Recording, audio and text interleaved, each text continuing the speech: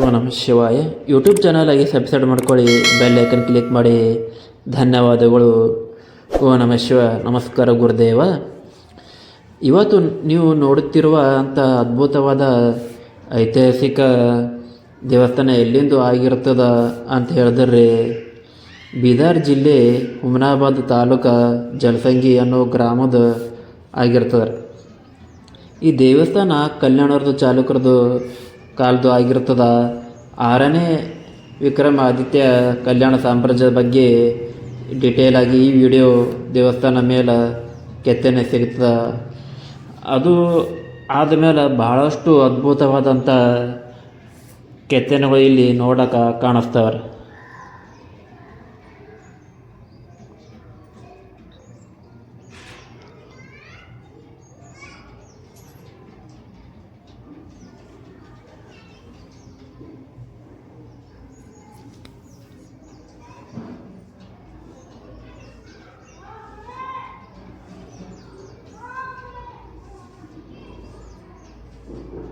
ಈ ದೇವಸ್ಥಾನ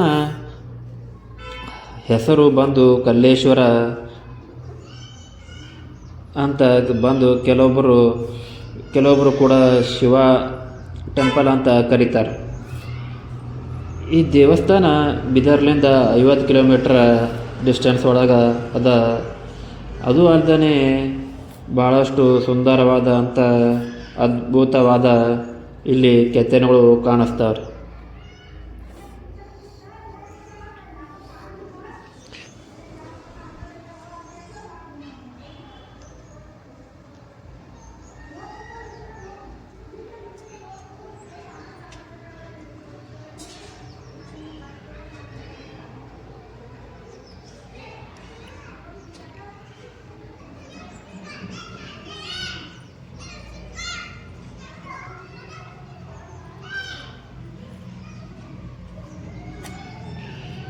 ಸುತ್ತಮುತ್ತ ಹಳ್ಳಿ ಒಳಗೆ ಇದು ಒಂದು ಅದ್ಭುತವಾದ ದೇವಸ್ಥಾನ ಅಂತ ಹೇಳಬಹುದು.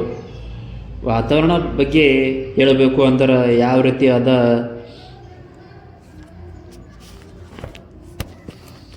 ಅಂತ ಹೇಳಿದ್ರೆ ಊರ ಹೊರಗೆ ಇರೋಂಥ ದೇವಸ್ಥಾನ ಇದು ಆಗಿರ್ತದೆ. ಸುತ್ತಮುತ್ತ ಹಸಿರಾದ ವಾತಾವರಣ ಅದ. ಅದು ಆದಮೇಲೆ ಗರ್ಭಗುಡಿ ಒಳಗೆ ಒಂದು ಲಿಂಗ ನೋಡೋಕೆ ಕಾಣಿಸ್ತಾರೆ. ಈ ದೇವರಿಗೆ ಕೆಲವೊಬ್ಬರು ಏನಂತಾರೆ ಕಲ್ಲೇಶ್ವರ ಅಂತ ಕರೆದ್ರೆ, ಕೆಲವೊಬ್ಬರು ಶಿವ ದೇವಾಲಯ ಅಂತ ಕರೀತಾರೆ. ಇಲ್ಲಿ ಒಂದು ಅದ್ಭುತವಾದ ಕೆತ್ತನೆಗಳು ನೋಡೋಕೆ ಕಾಣಿಸ್ತಾರೆ. ಏನು ಅಂತ ಹೇಳಿದ್ರೆ ಶಿಲಾಬಾಲಿಕೆಯರದು ಒಂದು ಶಾಸನ ನೋಡೋಕೆ ಇಲ್ಲಿ ಕಾಣಿಸ್ತದೆ.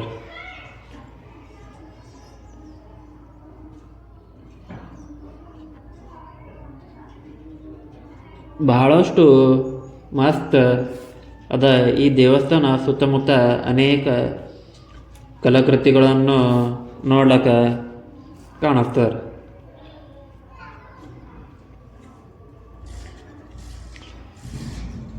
ಭಾಳಷ್ಟು ಅದ್ಭುತವಾದ ಕಲಾಕೃತಿಗಳನ್ನು ಅದಾವ.